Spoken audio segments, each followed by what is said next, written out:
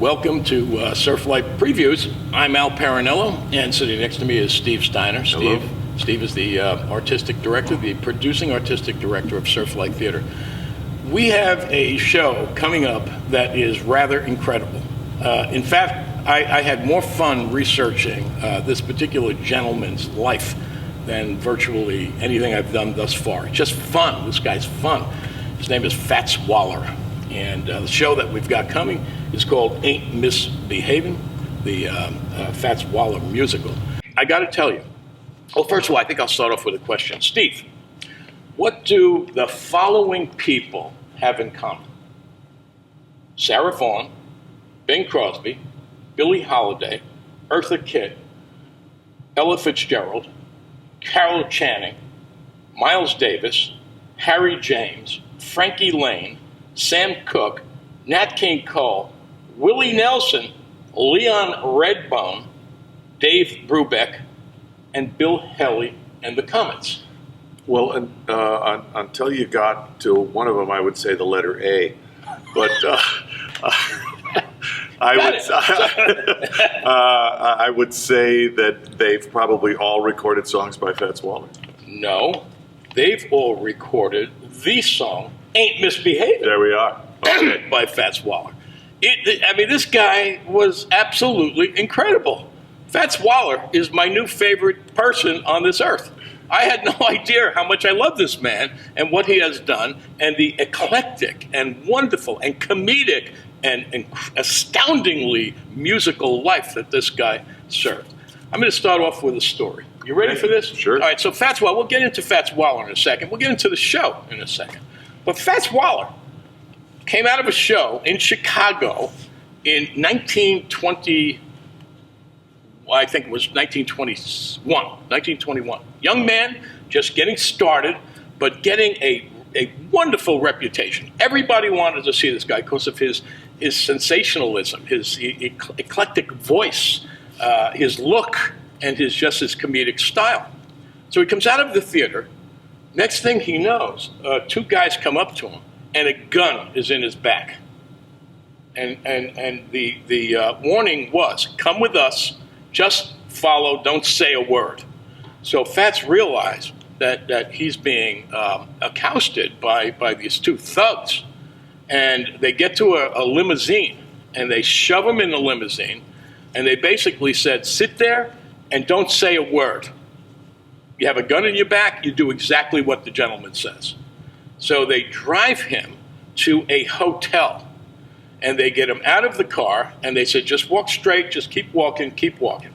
He gets to a room where there's a lot of noise going on, and they push him into the room, and basically sitting at the table, sort of making this party happen, is a guy by the name of Al Capone. This is a true story. A very well-known story when you begin to research Fats Waller. And he was hijacked, in a sense. And basically, Capone says to him, you're going to perform for us.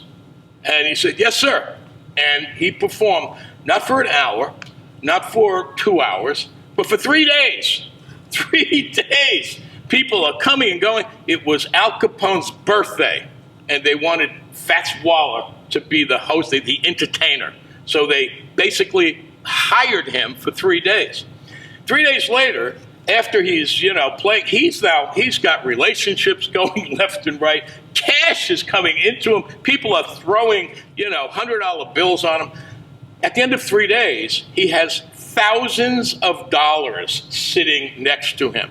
He said, all right, you can go now. He scoops up thousands of dollars, leaves the room, and had a very special relationship with Al Capone and all of his people, pretty much for the rest of Capone's life. Isn't that an interesting story? It is. Yeah, and it's like, wow, who is this guy? Well, Fats Waller was kind of amazing. Best known for the song, which is the title of the play that we're doing here at Surflight Theater. That play is something that Steve is going to talk about in a moment, because I'm the guy who's just learning this stuff, but I'm fascinated by this guy. So at one point in his career, someone says to him, why? What's that song? Ain't Misbehavin'. You know, I mean, it's got some really juicy lyrics. Let me give you some. I know for certain the one I love. I'm through with flirting. It's just you I'm thinking of. Ain't misbehaving. I'm saving my love for you. And they said, how did you create this? Why did you create it? He said, very simply, I was basically in jail when I wrote that. He called it, he was lodging in prison for an alimony violation. And that was the other part of Fats Waller. He just did what he wanted to do and he did the best he can, but there were times when he was short of cash and people got a little mad at him. So he was in jail, and that's when he wrote it. Because I was in jail, that's why I wasn't misbehaving. Because when he was out of jail, that's when all the misbehaving was going on. At any rate, talk to me, Steve. The show is incredible. It's the music of Fats Waller. It is. It's a review. So it's really about performing this brilliant material. And it's being directed and choreographed by Jerry McIntyre. Now, Jerry and I are friends going way, way, way back when we were in Anything Goes together with Patti LuPone back in the 1980s at Lincoln Center on Broadway. And so Jerry, we got together. He's been doing this show a lot. He's also the choreographer of Spamilton, by the way, which is the sort of takeoff and knockoff of Hamilton, the musical, of course, that's playing all over the country. It's playing, Spamilton's playing everywhere. It's a great show, too. Oh, yeah. Oh, have you seen it? Yes, I have. Oh, yeah. And actually, we just yesterday got confirmation that Brandy Chavon Massey, who was the first black Elphaba on Broadway, will be playing the Nell Carter track for us. Elphaba in Wicked, of course. Wicked, yes. right. Elphaba in Wicked, and so so she'll be playing the Nell Carter track for us. And we've got Michael Blackman, who choreographed one of our shows earlier this year, and last year he did. He did the second one, Flashdance. Oh, Flashdance. He did Flashdance, and he did Jesus Christ Superstar last year, and he's been a long-time collaborator with us since the early 2000s when he came here as a performer. And so we're happy to have Michael Blackman with us. And Andre Dion Wills will be with us, who's been with us for several shows over the years. He played Pilot, I think, in Superstar last year. And he's been with us in several of our holiday shows as well. So it's going to be a terrific cast and a wonderful show. And we'll have a live orchestra for this one as well. Live 6-piece orchestra for this one. So we've got lots going on with Ain't Misbehavin', this great music. So Ain't Misbehavin' came out of a Broadway type show, a revue called, I love the name of this thing. You ready for this? Connie's Hot Chocolate. And Connie's Hot Chocolate, played up in Harlem, was an immediate hit and found itself rapidly going to the Hudson Theater in New York City. Now, the Hudson Theater is one of the great musical halls in New York City, but it was sort of dormant for quite a while. And you know what originally came out of the Hudson Theater? I couldn't believe this when I researched. Do you remember the original Tonight Show with Steve Allen? Oh, sure. Came out of the Hudson Theater 30 years after Fats Waller had his play there. But I actually toured the Hudson Theater a couple of years ago, and I was just astonished. The lights are off, the seats are just like they were during the Tonight Show, and since then it's been totally refurbished, and now it's a new Broadway theater. But when you think about the people who have walked the boards on these incredible theaters throughout America, Fats Waller was quite a guy. And everybody loved him, and everybody hated him. And he had this mix. But not only was he a great piano player and a great musician, and singer, I should say, but he also was an organist, and he was a composer, and he played violin. He was a singer, but mostly, and in his early career, he had this comedic, if you will, entertainer status. he was able to bring an audience together through song, through a big smiling face, and through his incredible ability to play piano and hit high notes. When you should all go to see some footage on the internet of this guy. It's not like any entertainer that you will recognize. He had his own style, and he was impressionistic. You immediately hone in on the man because he controls you. He absolutely controls you. Are we having a Fats Waller on stage?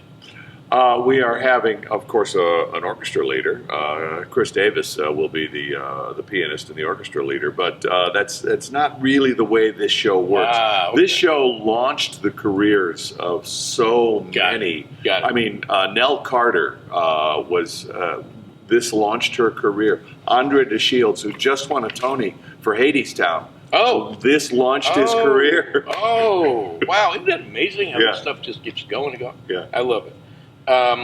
So the song itself in 1984 was given a Grammy Hall of Fame award. In 2001, it became one of 365 songs of the century by the RIAA, which is the Record Industry Association of America. That's a very prestigious award. Well said. Do you watch This Old House? Uh-huh. All right. There's a theme song to This Old House, which was written by Fats Waller, and I had no idea. And it was called it's called Louisiana Fairy Tale. So if you watch that show and you hear this melodic music in the background, Fats Waller wrote that. He lives on. His music lives on. It's in our lives.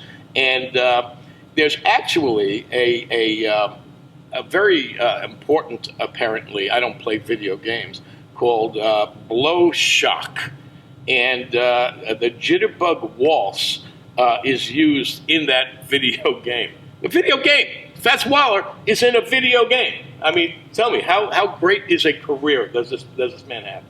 So at any rate, that's kind of what's going on here. And all I can say is that you got to see the show. It's going to be very different for Surflight and very wonderful for Surflight. So how do you get tickets? Very simple. You simply go to surflight.org. Or you call this number, 609-492-9477. Get tickets to the 8 Misbehavin' show because you're going to regret it because you'll be hearing a lot of people talking about it, and you got to get your tickets. You got to see this thing. While I'm here and while we're here, let's talk a little bit about our little miracle going on here. Why not? That little miracle is the book, Joe's Dream. Joe's Dream. The magic of Surflight Theater.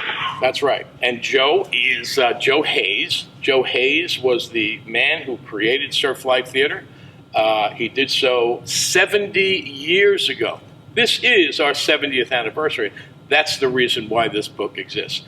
The book is, there are remnants of the past. We've had people crawling through their basements and their attics, just finding all of that incredible nostalgic material that's in an old box somewhere, an old tin can.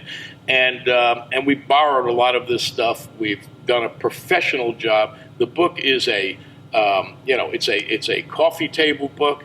The format is coffee table. It's hardcover and it's total color, upgraded paper. It is just an amazing little miracle for Surflight Theater.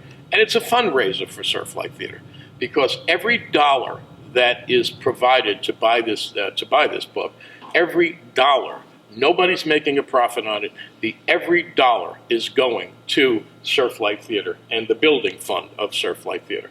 So, Steve, you've read through the book. You've seen your own pictures in there, here and there. It's really interesting. I learned things that I did not know about Surflight Theater. We have the good fortune to still be able to talk with a fellow that was really the staff photographer in the 50s, 60s, and 70s, and he took all the publicity pictures and all the pictures of all the shows, and he has so much of that still. We talked with one of the actors, or actresses really, who started acting here in the 1950s, and Wow. she and I and Al and I sat around and talked and got together a lot of the stories. That was the thing about the history of Surflight Theater. Anecdotally, a lot of people knew this and knew that, but it's never been put down in one place before, and now it is. Yeah, we have a foundation now.